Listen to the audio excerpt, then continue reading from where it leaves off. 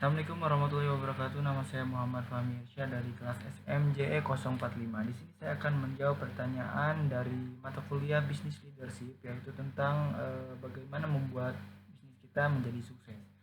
Untuk membuat bisnis kita menjadi sukses, pertama kita harus mempunyai visi dan misi yang jelas. Visi dan misi itu memberikan arah dan tujuan bisnis, dan visi adalah gambaran jangka panjang tentang tujuan bisnis kita. Nah, sedangkan misi adalah pernyataan yang menjelaskan tujuan inti dan fokus bisnis kita. Selanjutnya ada kemampuan komunikasi yang baik. Sebagai pengusaha kita harus mempunyai komunikasi yang efektif yang melibatkan penyampaian pesan dengan jelas dan pemahaman yang baik. Pemimpin harus dapat menyampaikan informasi dengan jelas dan mendengarkan dengan aktif untuk memahami perspektif anggota tim kita nanti. Selanjutnya ada keberanian mengambil resiko. Nah, keberanian mengambil resiko adalah merupakan bagian integral dari kepemimpinan bisnis. Hal ini melibatkan kemampuan untuk mengevaluasi resiko dan membuat keputusan yang strategis untuk mencapai tujuan dan jangka panjang. Nah, selanjutnya ada berpikir inovatif. Inovasi adalah kunci untuk bertahan di pasar yang berubah cepat. Pemimpin perlu memotivasi tim untuk berpikir kreatif, menciptakan solusi baru dan mengadopsi perubahan. Selanjutnya ada kemampuan mengelola waktu.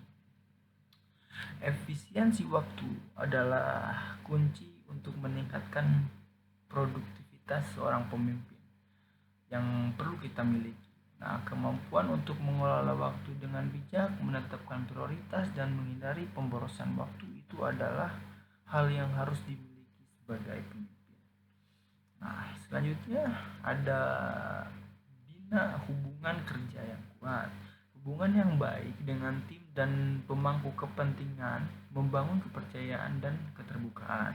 Pemimpin harus menjadi teladan dalam pembina hubungan yang positif dalam kolaboratif. Selanjutnya ada mendelegasikan tugas dengan bijak. Mendelegasikan tugas dengan bijak membantu memanfaatkan kekuatan individu dalam tim. Pemimpin itu perlu mengenali keahlian setiap anggota tim dalam bidangnya dan memberikan tanggung jawab yang sesuai. Karena dalam hal ini kita harus melakukan penyesuaian kepada anggota tim kita sesuai job desk yang dia miliki, gitu kan. Jadi di sini ada penyesuaian agar semua sektor bisnis kita itu berjalan dengan lancar.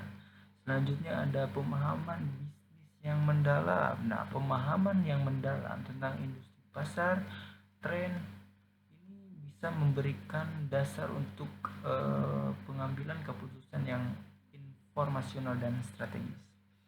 Lalu kemampuan adaptasi. Kemampuan untuk beradaptasi ini adalah hal yang membuat bisnis kita berubah gitu. Dari segi keterampilan, bisnis yang sukses mampu menyesuaikan diri dengan perubahan pasar dan teknologi. Selanjutnya ada pemberdayaan karyawan. Pemberdayaan karyawan menciptakan lingkungan di mana setiap anggota tim merasa dihargai dan memiliki kontribusi yang berarti.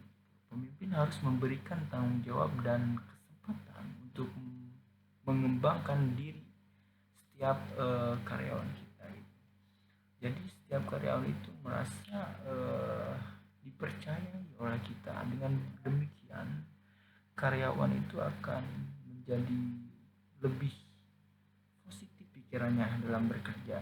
Nah, selanjutnya ada integritas dan etika, di mana integritas dan etika menciptakan fondasi bisnis yang kuat.